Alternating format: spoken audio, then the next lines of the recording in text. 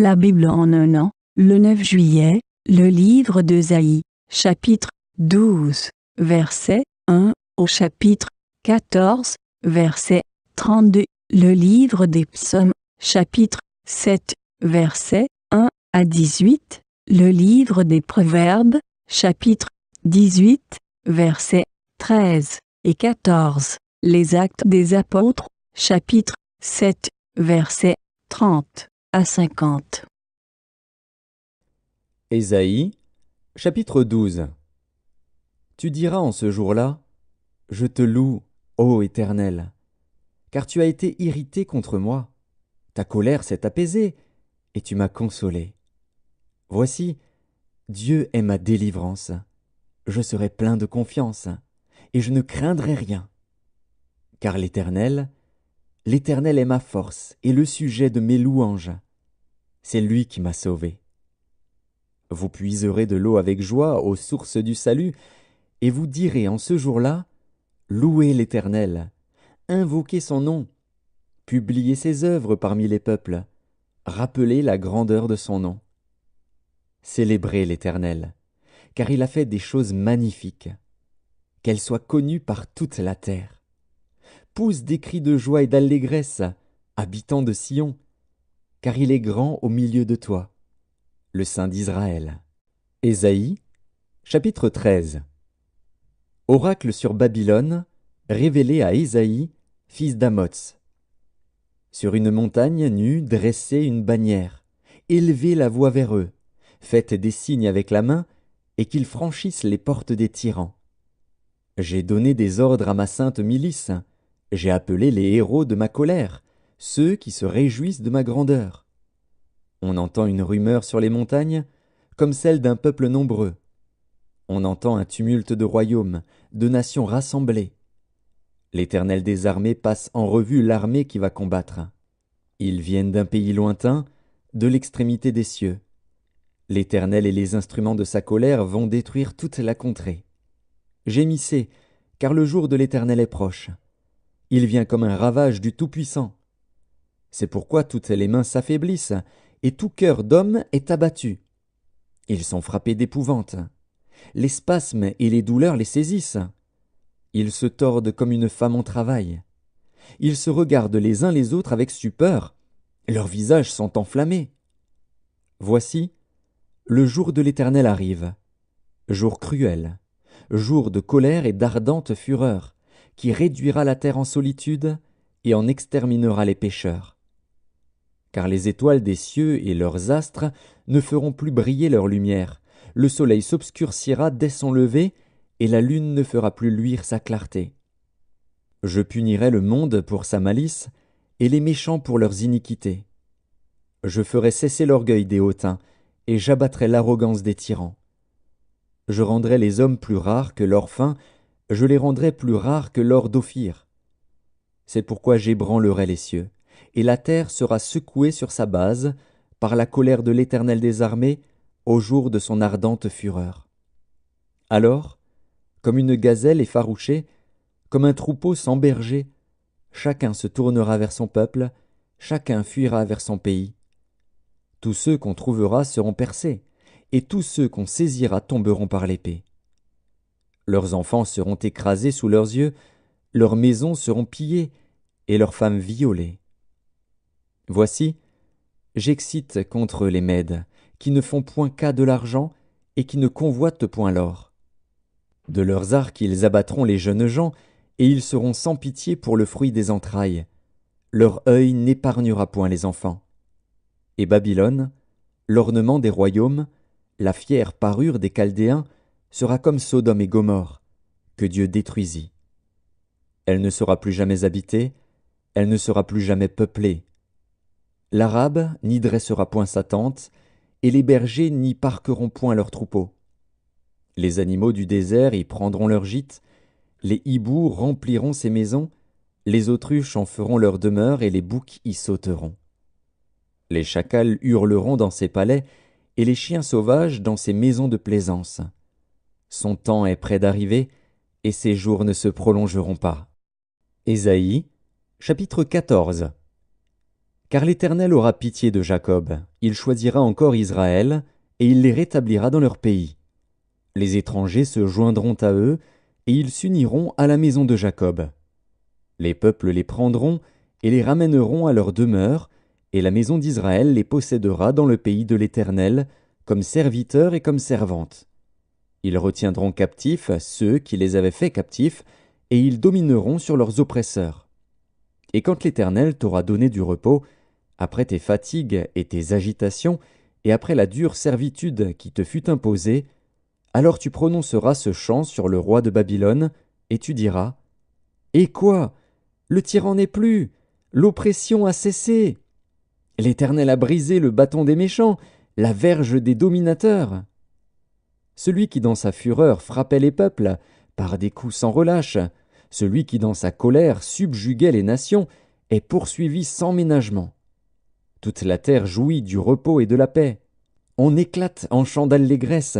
Les cyprès même, les cèdres du Liban, se réjouissent de ta chute. Depuis que tu es tombé, personne ne monte pour nous abattre. Le séjour des morts s'émeut jusque dans ses profondeurs pour t'accueillir à ton arrivée. Il réveille devant toi les ombres, tous les grands de la terre, il fait lever de leur trône tous les rois des nations. Tous prennent la parole pour te dire: Toi aussi, tu es sans force comme nous, tu es devenu semblable à nous. Ta magnificence est descendue dans le séjour des morts, avec le son de tes luttes. Sous toi est une couche de verre, et les vers sont ta couverture. Te voilà tombé du ciel, astre brillant, fils de l'aurore. Tu es abattu à terre, toi, le vainqueur des nations.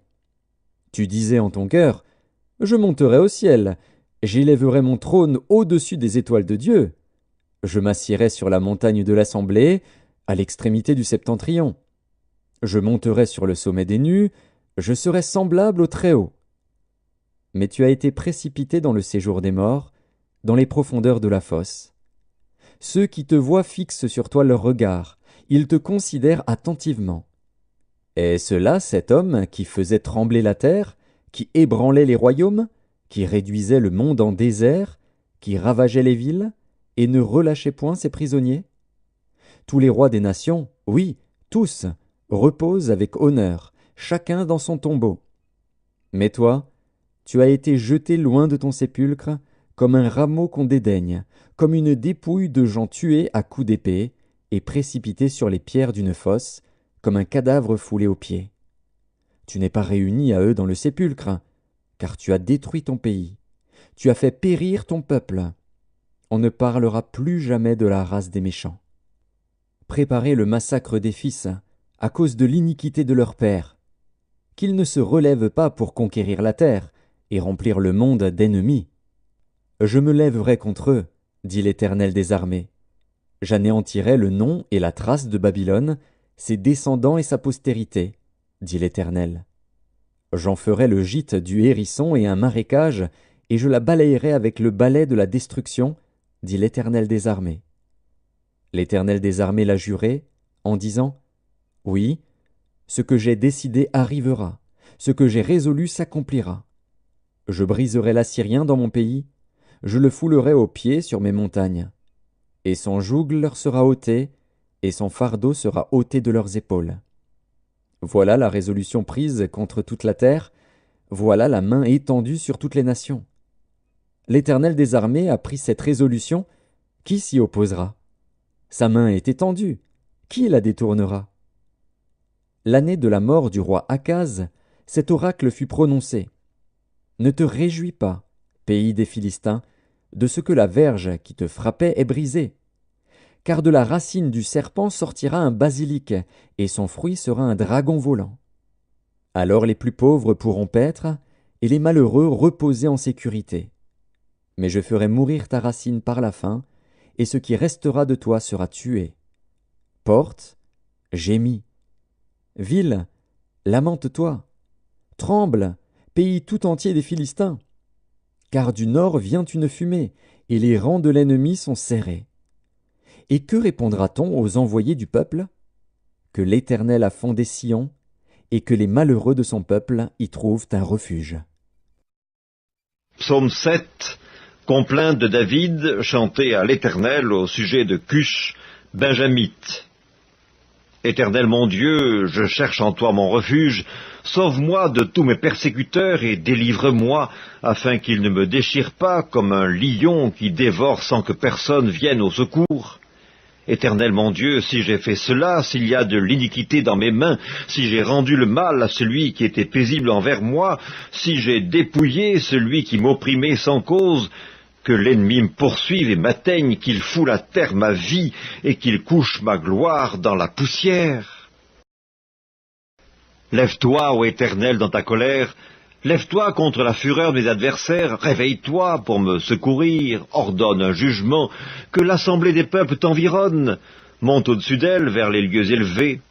L'Éternel juge les peuples, rends-moi justice, ô Éternel, selon mon droit et selon mon innocence, mets un terme à la malice des méchants et affermis le juste, toi qui sondes les cœurs et les reins, Dieu juste. Mon bouclier est en Dieu qui sauve ceux dont le cœur est droit. Dieu est un juste juge, Dieu s'irrite en tout temps. Si le méchant ne se convertit pas, il aiguise son glaive, il bande son arc et il vise. Il dirige sur lui des traits meurtriers, il rend ses flèches brûlantes. Voici, le méchant prépare le mal, il conçoit l'iniquité et il enfante le néant. Il ouvre une fosse, il la creuse, et il tombe dans la fosse qu'il a faite. Son iniquité retombe sur sa tête, et sa violence redescend sur son front. Je louerai l'Éternel à cause de sa justice, je chanterai le nom de l'Éternel, du Très-Haut. Livre des Proverbes, chapitre 18. Celui qui répond avant d'avoir écouté fait un acte de folie et s'attire la confusion. L'esprit de l'homme le soutient dans la maladie, mais l'esprit abattu, qui le relèvera? Les Actes des Apôtres, chapitre 7. 40 ans plus tard, un ange lui apparut au désert de la montagne de Sinaï, dans la flamme d'un buisson de feu. Moïse, voyant cela, fut étonné de cette apparition et, comme il s'approchait pour examiner, la voix du Seigneur se fit entendre. « Je suis le Dieu de tes pères, le Dieu d'Abraham, d'Isaac et de Jacob. » Et Moïse, tout tremblant, n'osait regarder. Le Seigneur lui dit, « Ôte tes souliers de tes pieds, car le lieu sur lequel tu te tiens est une terre sainte. J'ai vu la souffrance de mon peuple qui est en Égypte.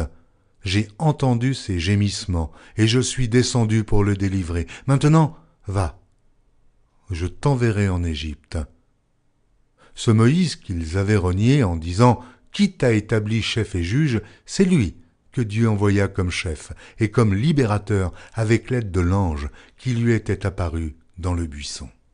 C'est lui qui les fait sortir d'Égypte, en opérant des prodiges et des miracles au pays d'Égypte, au sein de la mer Rouge et au désert pendant 40 ans.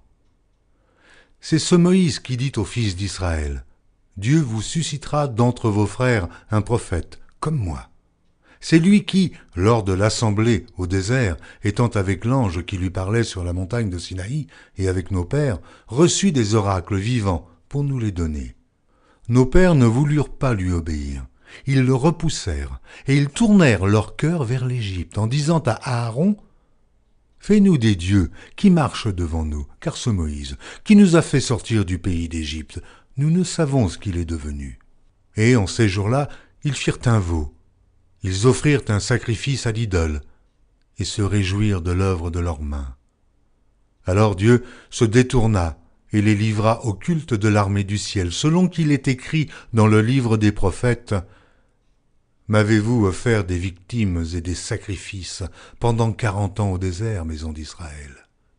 Vous avez porté la tente de Moloch et l'étoile du dieu Renfant, ces images que vous avez faites pour les adorer.